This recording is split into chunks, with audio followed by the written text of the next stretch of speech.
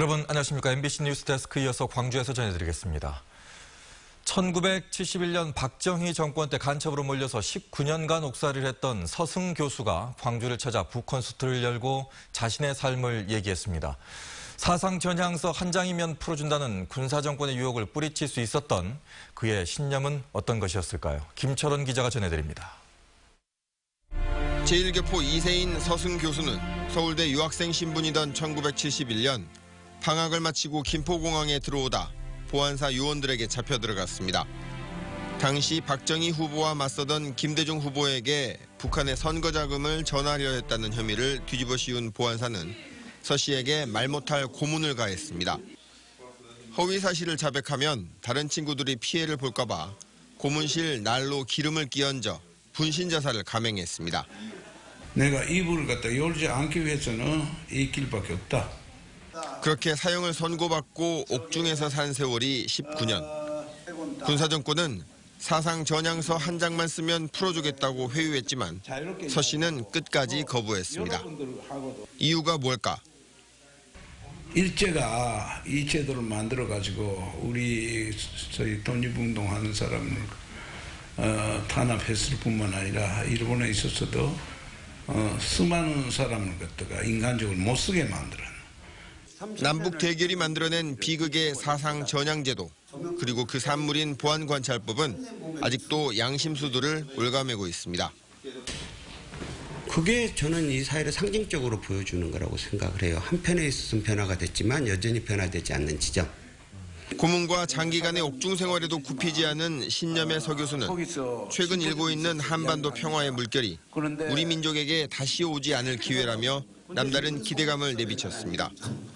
우리에게 우리가 주인으로서 주권자로서 전면에 서는 그런 시대가 됐고 그 임무가 매우 막중하다.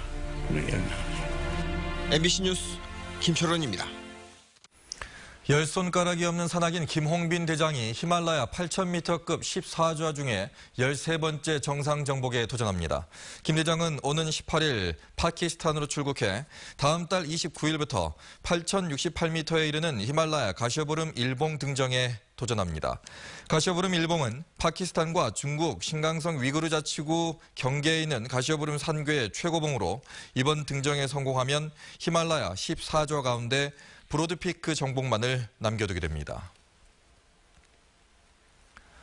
문재인 대통령이 신임 경찰청장에 영암 출신 민감용 경찰청 차장을 내정했습니다.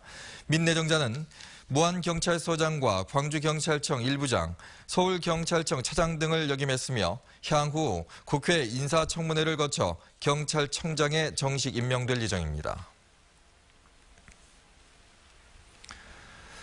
여름의 문턱 6월도 벌써 절반이 흘렀습니다. 바람도 선선하게 불고 그리 덥지 않은 날씨 속에 휴식을 찾아 야외를 찾는 발길이 이어지고 있는데요. 정남진 장흥의 한가로운 주말 풍경을 양현승 기자가 전해드립니다.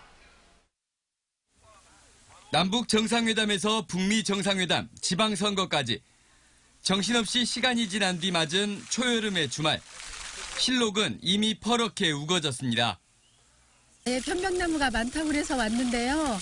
역시나 상쾌하고 조용하고 쉬는 곳이 참 많아서 곳곳에 있어서 참 좋습니다. 톱밥으로 덮인 산길 따라 엄마 손잡고 걷는 아이. 편백나무 숲속 오두막은 먼저 찾은 사람이 임자입니다. 나무 그늘 아래 평상에 누워 번잡한 일상을 내려놓습니다. 가족들이 이렇게 같이 오니까 아주 우리 가족들의 힐링 여행이라고 할까요? 아주 마음이 정화되는 그런 기분입니다. 특산품 가득한 주말 시골 장터도 북적였습니다. 볼거리도 많고요. 시장도 보고 애기들 먹고 재미있게 놀 수도 있으니까 좋아해요.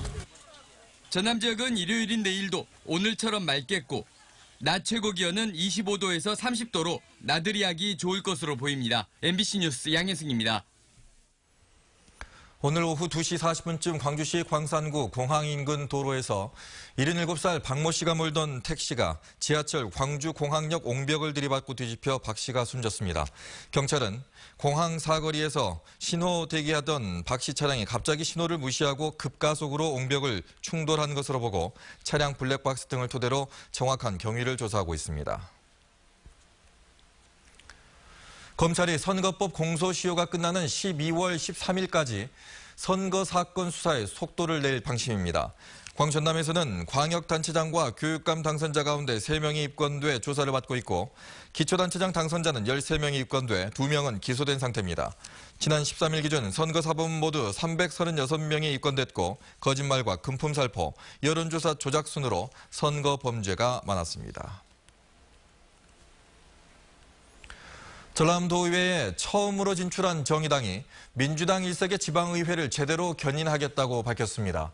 정의당 윤소화 전남도당 위원장은 전남도의회에 2명, 목포와 영암기초의회 정의당 소속 의원이 1명씩 당선됐다며 상대적 소수당이지만 행정감시에 노력하겠다고 말했습니다.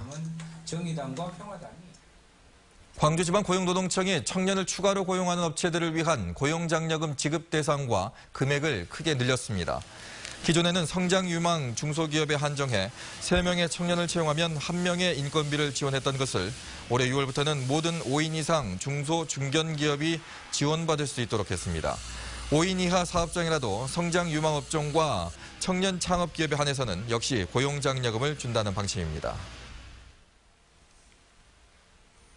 광주시의 각종 도시개발위원회 구성과 운영이 잘못된 것으로 드러난 것과 관련해 광주환경운동연합이 위원회 해촉과 책임자 처벌을 촉구했습니다. 환경운동연합은 적절하지 못한 위원들을 즉각 해촉하고 위원회 운영을 책임지는 행정 담당자들을 징계해야 한다고 주장했습니다. 한편 광주시 감사위원회는 광주시가 법령이나 조례에 근거하지 않은 소위원회를 구성하거나 자치구 위원을 시도위원으로 중복 위촉하는 등의 사실을 적발했습니다.